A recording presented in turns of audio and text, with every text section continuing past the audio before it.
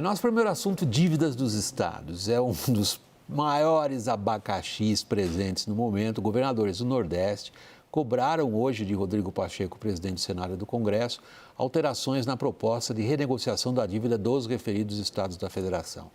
O projeto de lei, de autoria do próprio presidente do Senado, prevê um alívio para as contas dos entes da federação superendividados, e eles se concentram no Sul e no Sudeste.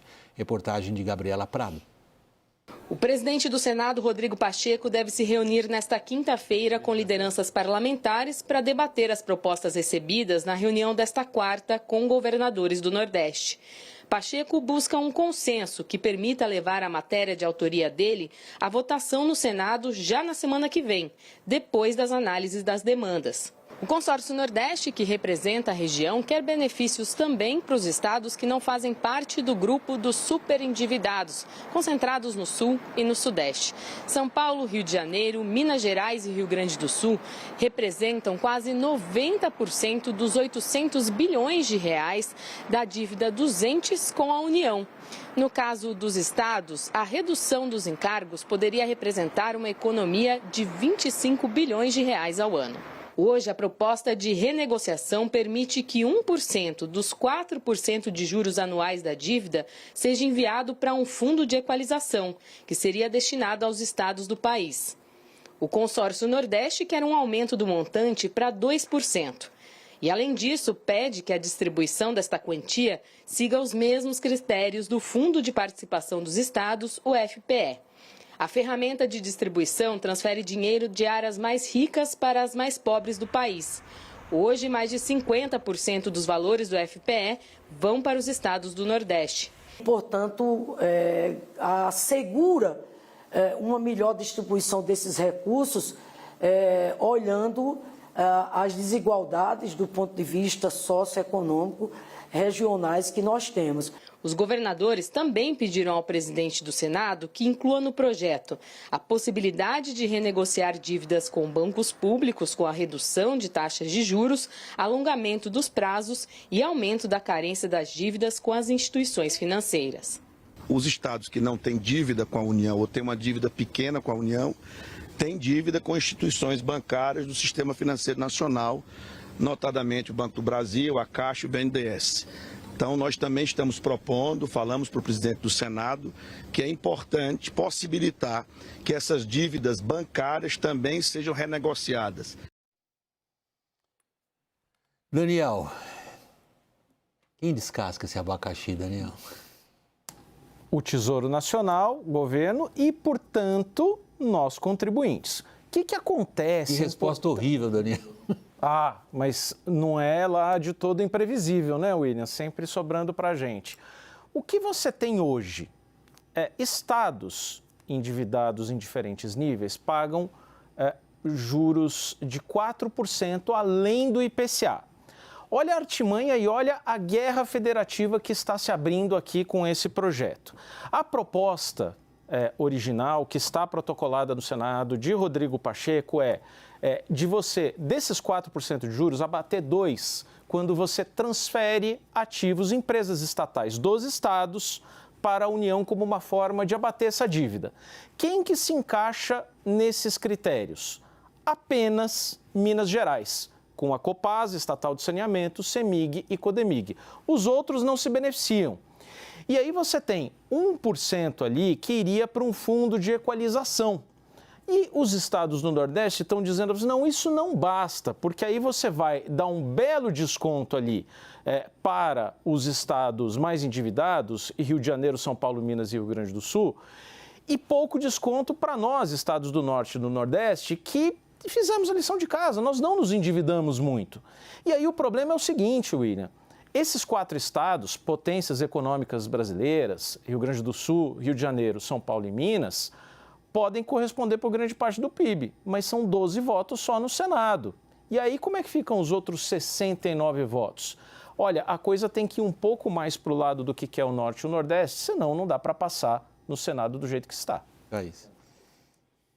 William, hoje eu conversei com muita gente que passou pelo governo para entender um pouco a evolução desse processo, né? E o que chama mais atenção, né, no que está sendo discutido agora é como, depois de tantos anos em que os estados, principalmente os mais endividados, os 4 mais endividados, né, Rio de Janeiro, Minas Gerais, Rio Grande do Sul e Goiás, mas especialmente os 3, tirando o Goiás, vieram comprometendo a sua capacidade financeira e diminuindo, portanto, a sua capacidade de pagamento da dívida. Mas isso é resultado de um afrouxamento para as condições de tomar crédito e de ampliação dos gastos que começou no final do governo Lula II e no governo Dilma I. O Brasil tinha um secretário do Tesouro chamado Arno Agostin, que achava que os estados tinham que se endividar mais, tinham que ter mais crédito, mesmo que não tivessem condição para isso. Então, hoje a gente chega a uma situação em que os estados não querem mais pagar as dívidas, nem aquelas que foram garantidas pelo Tesouro Nacional, ou querem pagar de uma outra forma, a dívida que tem com a União. É quase como uma anistia. Quer dizer, a proposta que eles colocam não devolve o que eles devem para a União, pelo contrário, né? Tira do contribuinte brasileiro, que há muitos anos paga essa diferença. Eu vou dar um número aqui, se você me permite me estender um bocadinho, fica à vontade, Thaís. Porque além dessa dívida dos estados com a União, há uma outra dívida que é a seguinte: os estados foram tomando empréstimo, especialmente de 2010 para cá, mas 2014 a coisa disparou, com a garantia do Tesouro, graças a essa visão, né, de que gasto é vida e tal. O Rio de Janeiro parou de pagar os empréstimos que ele fez com garantia do Tesouro e de 2016 até junho deste ano, o Tesouro Nacional já pagou dívidas, porque ele era garantidor do Rio de Janeiro. Que você explicasse à audiência. Quer dizer, quem garante em última é o Tesouro Nacional. 37 bilhões e meio de reais. Eu estou falando só do Rio de Janeiro. Minas Gerais, quase 18 bilhões de reais. Eu não estou falando da dívida do Estado com a União. Eu estou falando da dívida dos estados com outros entes em que o Tesouro Nacional é o fiador. Cobra inadimplência. Exatamente. Entende? Então, assim, desses 37 bilhões e meio do Rio de Janeiro, apenas 2.800 foram recuperados. No caso de Minas Gerais é menos, mas ainda assim é escandaloso. Foram quase 18 bilhões de reais em que o Tesouro teve que bancar as dívidas não pagas. O Tesouro recuperou 1.400. Então, é uma coisa assim, né? Quer dizer, os estados, os governantes que estão aí, não tem culpa porque já pegaram a situação, enfim, mas e as reformas? E a contenção dos gastos, né? Então, é uma situação, assim, que a gente está assistindo a um processo em que os estados estão procurando uma anistia e que quem vai pagar é o contribuinte. Então, Caio, a situação que a Thaís descreve é gravíssima, porque ela, ao mesmo tempo, é de fundo, vem ao longo do tempo e é urgente, imediata. Bom, William, eu também me dediquei hoje a conversar também, principalmente com os estados. Primeiro que eles colocam muito claramente que não se trata de anistia, não se trata de esquecer o daqui para trás. O que eles colocam, principalmente a origem, né, onde nasceu isso tudo, é no indexador. Né? Em 98, salvo engano, era IGPM, a Thaís me corrija se eu estiver errado.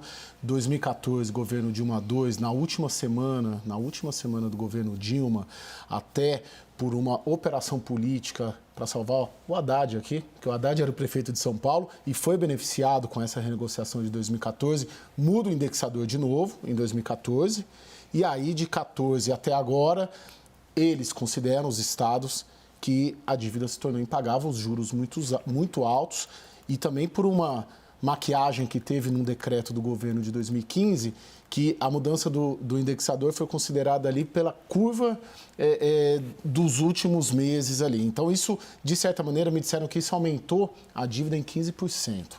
Logo, esse PL das dívidas, ele nasce para mudar o indexador, tendo em vista que eles consideram impagável.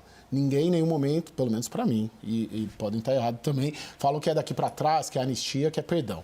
Pois bem, então ele nasce uma sugestão, vamos mudar o indexador porque não conseguimos mais pagar a dívida. E há estados, por exemplo, o Rio Grande do Sul, que fez lição de casa, pelo menos nessa gestão. Aqui, o Rio Grande do Sul privatizou, o Rio Grande do Sul não deu aumento de pessoal, o Rio Grande do Sul fez reforma da Previdência. Aqui em São Paulo também a gente pode dizer, privatizou, acabou de vender essa Sabesp, tem promovido ali reformas do Estado. Então, há estados mesmo endividados que promoveram mudanças Essa ali. Essa inquietação da Thaís, você está respondendo a ela agora. Mudando. Não, estou colocando também um cenário, não é de forma alguma, enfim... no cenário do que eu... Não, mas é isso ela mesmo. Levantou por interrogação, você está ajudando. Sim. É isso mesmo. O que acontece? Onde que eu detecto ali o problema? Então, vamos lá, vamos mudar o indexador? Vamos. Só que a partir do momento que você tem 27 estados negociando, que você tem que pôr o Congresso Nacional no meio, começa a aparecer um monte de coisa. Aí vem, por exemplo, Minas Gerais... e fala, vamos colocar venda de ativos, né? Troca de ativos? Poxa, para o governo já fica ruim. Aí vem Rio de Janeiro, vamos colocar recebíveis futuros? Aí vem os estados que não tem nada a ver com o pato, que eles estão conseguindo pagar. Poxa, a gente quer ser beneficiado, vamos colocar uma forma, criar um fundo para distribuir para todos? Então aí vira uma maçaroca de interesses, enfim. É disso, exatamente dessa maçaroca que nós estamos tratando, que eu apelidei a maçaroca, apelidei de abacaxi. Sim, sim. Eu sei que a pergunta provavelmente não dá para ser respondida sim ou não. Há um desenho de como isso vai acabar, de alguma forma sendo tratado, Daniel? Você mesmo mencionou, só para dizer, você mesmo mencionou na sua primeira resposta o seguinte, tudo bem, os maiores afetados só tem 12 senadores, quem vai decidir isso é uma casa com uma outra maioria.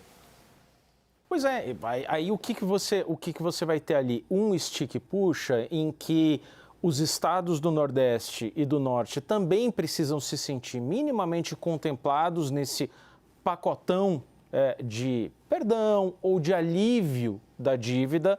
A gente pode chamar de anistia, a gente pode chamar de um alívio daqui para frente. Mas no mínimo um alívio.